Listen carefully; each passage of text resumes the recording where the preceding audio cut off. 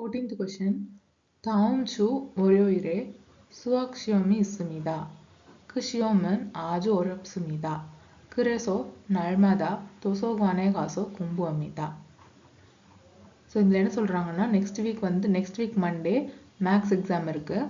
அந்த எக்ஸாம் வந்து ரொம்ப கஷ்டமாக இருக்கும். ஒரேப்சுமிதா ரொம்ப கஷ்டம்னு சொல்கிறாங்க. ஸோ அதனால் 그래서 날마다 도서관에 가서 공부합니다.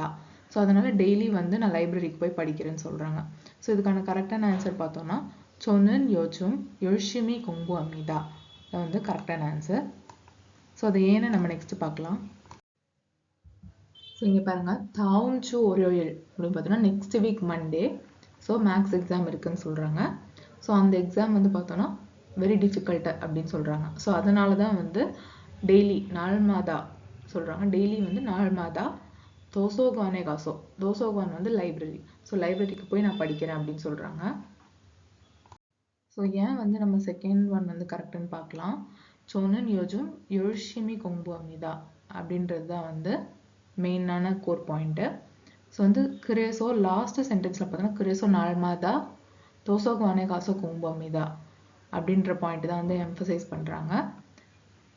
இங்கே ஃபர்ஸ்ட் ஒன்னில் பார்த்தோன்னா 저는 수학을 좋아합니다. ஸோ அவங்க வந்து எனக்கு மேக்ஸ் பிடிக்கும்னு எப்போவுமே வந்து அவங்க சொல்லவே இல்லை.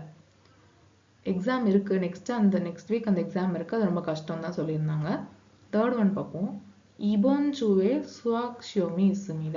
ஸோ 이번 주, ஸோ இந்த வாரம் எனக்கு இருக்குன்னு சொன்னாங்களான்னு பார்த்தோன்னா இல்லை, 다음 주 நெக்ஸ்ட் வீக் தான் சொன்னாங்க. ஸோ இது வந்து wrong. Last one 저는 월요일마다 어려운 시험이 있습니다. So Monday every Monday வந்து எனக்கு வந்து டிஃபிகல்ட்டான எக்ஸாம் இருக்குன்னு சொல்கிறாங்க.